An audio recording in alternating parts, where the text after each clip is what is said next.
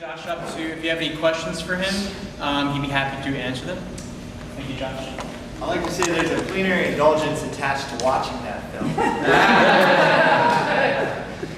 Thanks for watching. Can I answer any questions for you guys? Feel free to stand up and stretch. It's a bit long, so go ahead and stand up real quick and stretch. Yes, sir. Oh, Yes. did you have a bread, the Dio Miguel as well, or just like? No, Miguel and I just fasted on water, Holy. and I gotta admit the body of Christ in the Eucharist. So. Wow. One time of bread? We went to Mass 7 times ago. Yeah, we generally made it to Mass every day as our schedule permitted, so yeah. But Isaac had bread and water, so each as the Lord called us. So. Yes, ma'am. Were you, the women that you helped prevent abortion, were you able to give some kind of immediate help so they had an option? I know you mentioned adoption, but I think most women that walk up to an abortion probably are very conflicted. But when I was trying to help somebody, I didn't find a lot of information about adoption and such like that. Did you work that up prior so that you know what you're handing out to people, or were you just talking to them verbally? Good question. The question is, what did we actually give out, or what did we actually tell and offer to the women that we would meet at the abortion clinic? And I think there was one where you saw me kind of talking to one lady in the white Ford Explorer she drove in, and really, I wish I had like a rhyme and a reason to every time, like a plan of attack, and like, you know, these are the 7 steps of life here. But I'll be honest, guys, like I don't think anyone does. Like certainly there's amazing pro-lifers, and there's workshops you can go to be like a certified crisis pregnancy counselor and all that. But I'm 30 now. I was 28 when this was filmed. Like I personally, and to the extent that you're comfortable and you feel God calls you, offer what you can. And I don't personally, I didn't feel like God was just asking me to give out a flyer. Certainly I had flyers for our local crisis pregnancy center and whatever other things I could get, and I would hand those out. But I also felt like God would also call me to be like, here's my number, call me, I'm Josh. And you know, like, I'm not poor, I'm not rich, like I have college loans as well, but like I can certainly put $20 in someone's gas tank or take them out to eat or something, you know. And I'm a guy, so maybe offering them my number is not is a little different than like a girl walking up and hand up her number. But whatever you're comfortable with, it's going to be a sacrifice. One of the ways I knew that Angela was such a holy pro-life babe was when we started dating. Was shortly after I had met Patricia, the young lady who interviewed with the child at the abortion clinic. Patricia was 19, and I met Angela the month after I met Patricia, and it was a month later that Patricia ended up calling me back and saying, hey, I kept my child. That was it, on the texter. And then I was like, sweet, you know, I texted her back, never heard anything again. And a month later, I got like a picture of an ultrasound on my text. Wow. You know, and so they don't, you know, just because you meet someone at abortion clinic, you may never see them again. You know, I give Patricia a call maybe every 6 months. I haven't heard from her in a year, but you know, God calls us just to do what we can, you know. But my wife to be, my girlfriend, she was like, let's throw her a baby shower. So she got together with her friend, who come from a very white family. I almost want to say, I shouldn't say, but very white family, and they're like, and she was like, Dad, parents, can we use your house to throw a baby shower for this girl that my new boyfriend met at the abortion clinic? And her parents generously but hesitantly agreed. But it cost us something, you know, $100 in baby shower supplies.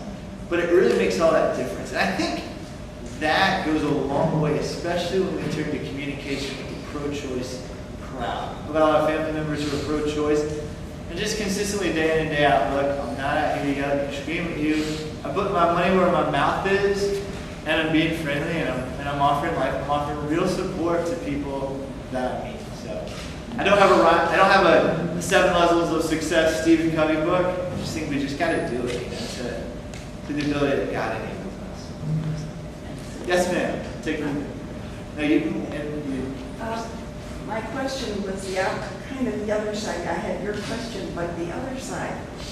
In the 200 plus persons who heard you, what did you hear from them? Was there a common denominator? Was there a word?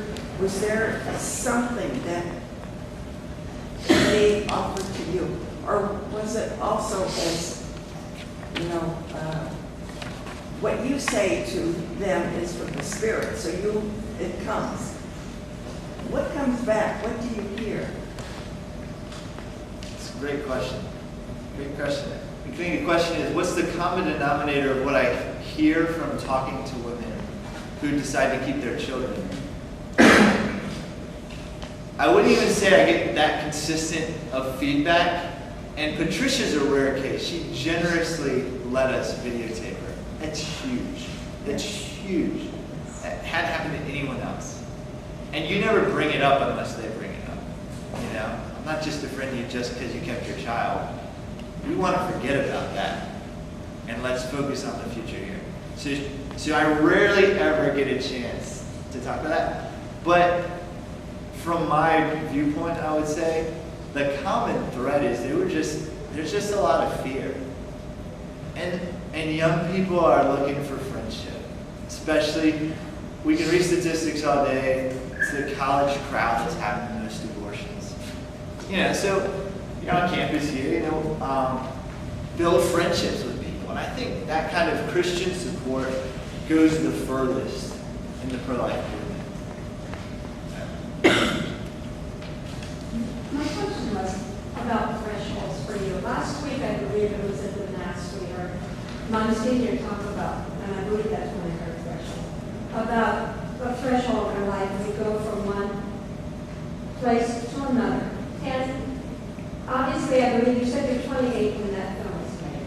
And there's such a maturity that we see in you. And so my question is this.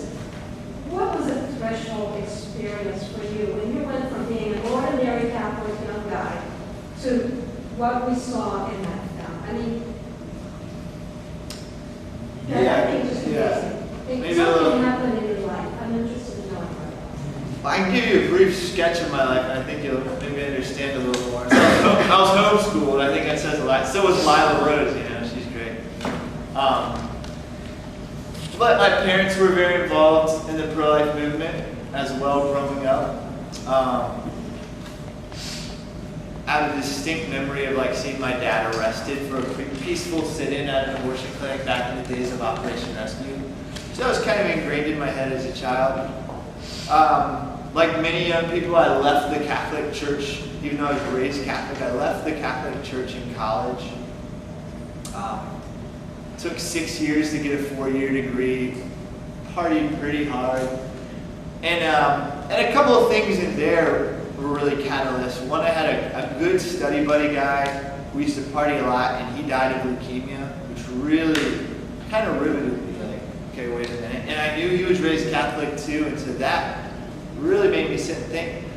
But then I also had some other friends, and I think like a lot of young people, we kind of have tasted the glory of God, but we've also tasted the world. And so I wouldn't say I was a hypocrite, but I was. But I was genuinely like a foot in the world and a foot with the Lord. And I wanted kind of both, if I could have. And so somehow I was still going out to abortion clinics on a somewhat regular basis. But then I remember I started to see people, because I grew up in Virginia Beach, went to community college, went to Old Dominion University, which is the next city over, surfed in Virginia Beach, partied in Norfolk. And I remember I started seeing people that either reminded me of the people I was partying with the month before, the night before, or they were the people and I was like 99% sure. And that just worked on my conscience real quick. And I realized my decisions I made on Friday night were condoning behavior that is now leading to death. And it was just very clear to me at that. It just quickly, what's so quick? Looking back on it, I felt like it just quickly morphed like that. So that could have been two things. Help and maybe the power of praying parents. St. Monica.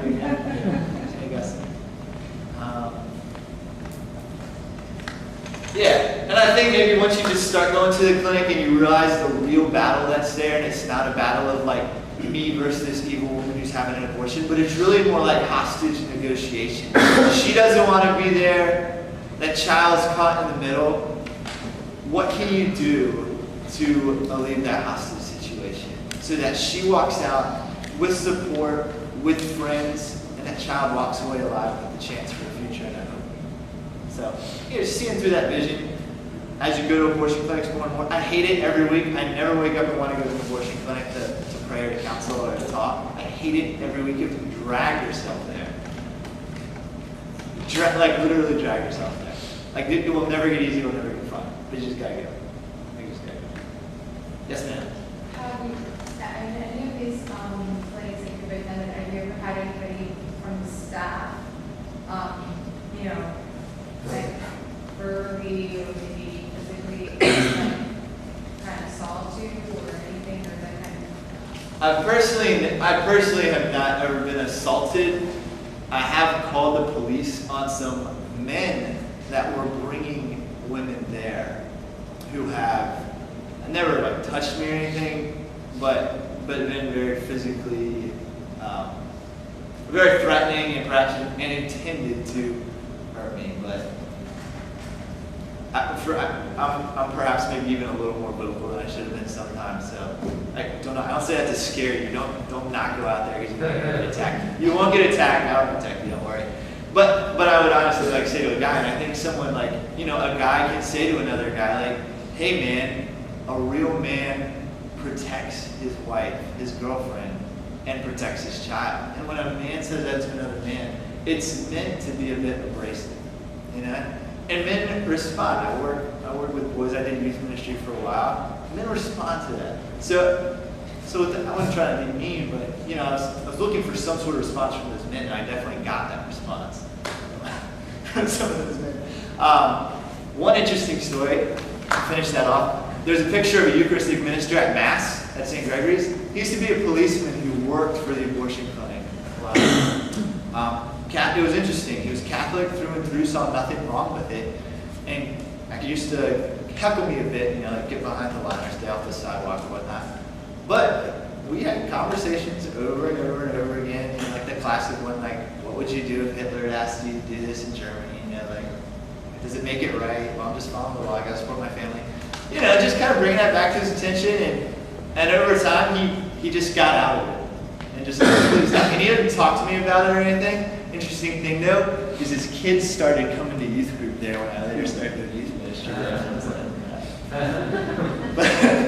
But you see changes, you see heart changes and stuff like that. Yeah. Yes, ma'am? Did you ever find out about that friend and her woman that was going into the abortion? No.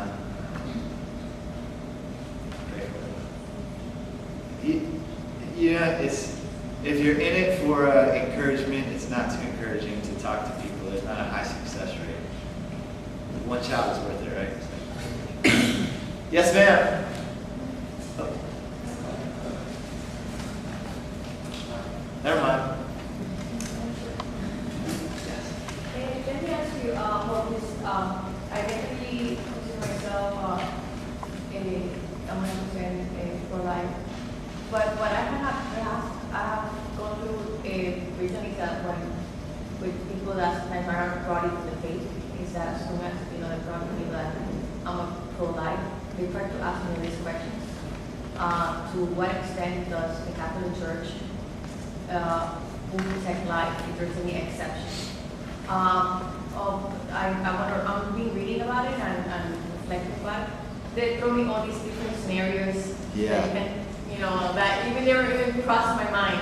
Oh, but what if it's through rape, or what if it's through this, what if it's this person, and all these different scenarios that for me sometimes it's even hard to answer because I want to answer the best way that I can, knowing the posture of the Catholic Church. Yeah, good question. I'll try to make this quick. So the question was, what is the church? How do you respond to people that ask you the what if scenarios? What if she was raped? What if she's going to die? What if this pregnancy is going to make the other kids grow up in poverty? I found best, for one, the Catholic Church is 100% pro-life. For two, the only reason, and I hate to even say it like this, is you can have an abortion is when it's not an abortion, but it's the secondary effect of something else. And for example, the classic example is a woman who has cancer and needs radiation. That radiation puts her pregnant child at risk. However, she can morally undergo that treatment in order to save her life. If the unfortunate circumstance or secondary effect of that chemotherapy is the death of her child, then it's moral. Because the intent was not to kill the child, the intent was to heal her. It's kind of like the self-defense theory. Like, if you attack me, I can morally protect myself, and if the only way of protecting myself is to kill you to protect my family, then I can morally do so, because the intent was not to kill you, the intent is to safeguard the innocent person in my family. So there's a lot of tricky questions, but they're not tricky, and they're really scenarios that honestly, I just say like, I always try to say like, okay, let's actually talk to the person who's in this scenario and see what's actually going on here. Because a lot of times, unfortunately, doctors will say, you have to have an abortion.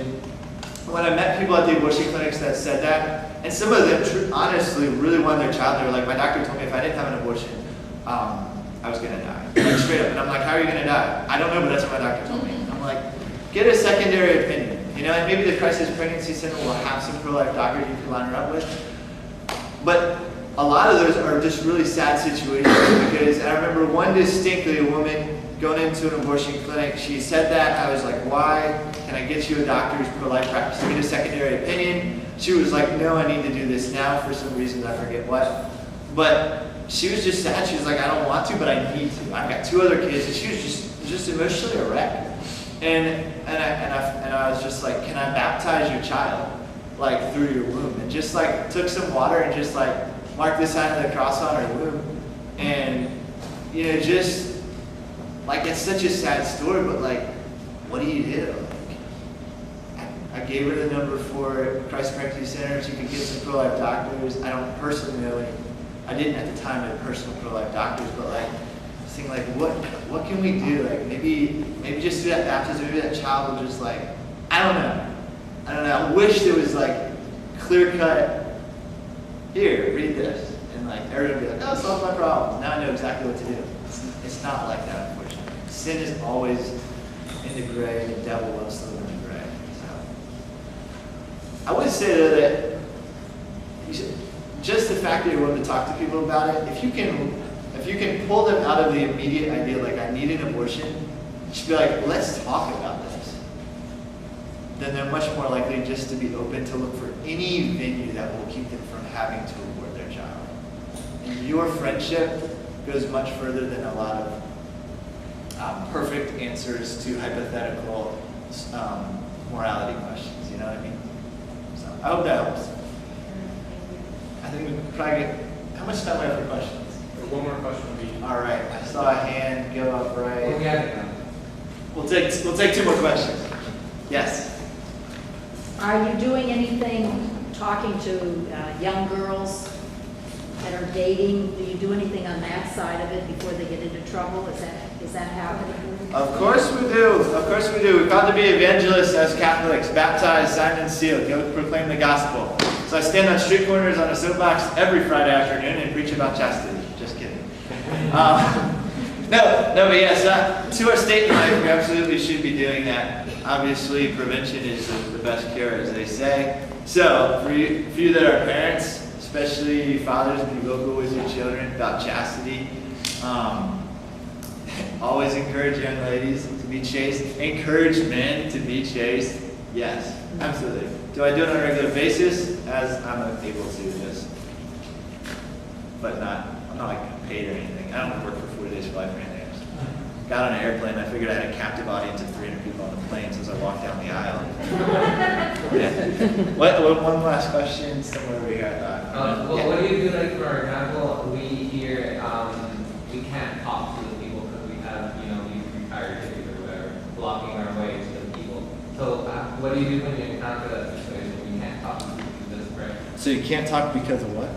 Because we get people who don't let us and call the police who say we're harassing the people. So that's such a blessing that you get to talk to people. We can't have that here.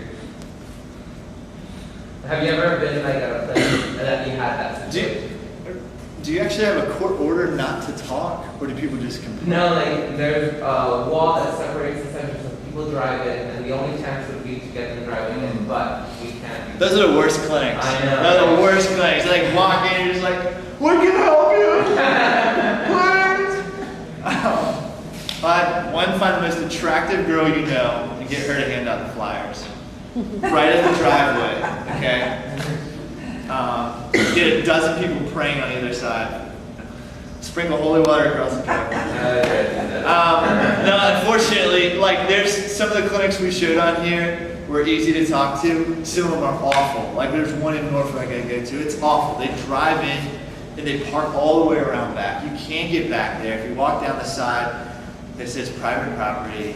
They'll call the police on you. One thing one of my friends does, he always carries a video camera. He's got like a flip camera he turns on for the 2 hours he's out there, just in case someone says like, hey, you're harassing people. He's like, this is not harassment. Okay, there you go. So you might have to be cunning and use a camera if you're afraid of that. But I would say you're definitely allowed to use your voice to wherever they are. And as long as you're being polite, and polite means not swearing or gesturing profanely, like do as much as the Lord puts on your heart to do. I mean, plead with them for the sake of the child. Pray for them. We can only do as much as we can do unless the Lord calls you to something more. So, well, thank you guys for staying here.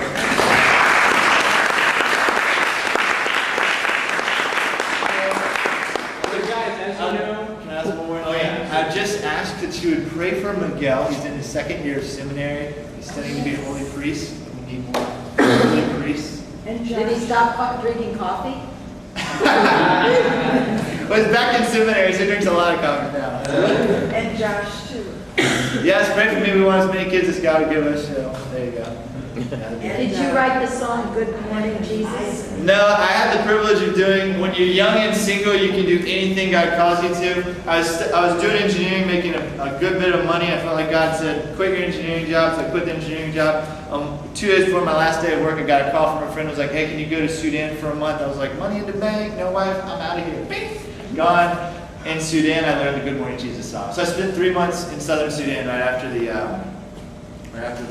peace treaty in 2006. Wow. So, but the Lord calls it, and I tell young people, when you're young, you be radical for God. Now I'm old and married, I can't do anything anymore, but come to Florida and watch me something. So, yes. Pray for us, pray for you, and it's And really good. Isaac. And Isaac's awesome. He's still in Virginia Beach. He's one of those guys, I don't know if you caught this at the beginning of the film, but he came from Blacksburg, which is synonymous with nowhere in Virginia. And so he just moved to Virginia Beach, and he's just like loving it. He's just like, people. Not a cow in sight. So he's just doing his thing. He volunteers with the local youth ministry. He just loves people, you know. He comes from a very difficult background, you know. Just the fact, I don't guess you'll ever meet him. When you get to heaven, talk to him. Be like, tell us about your childhood, tell us about your background, tell us about your parents. And just the fact that he's as sold out for God as he is, it's just really a testament to the power of God working in hearts. So we pray for him too. Thanks.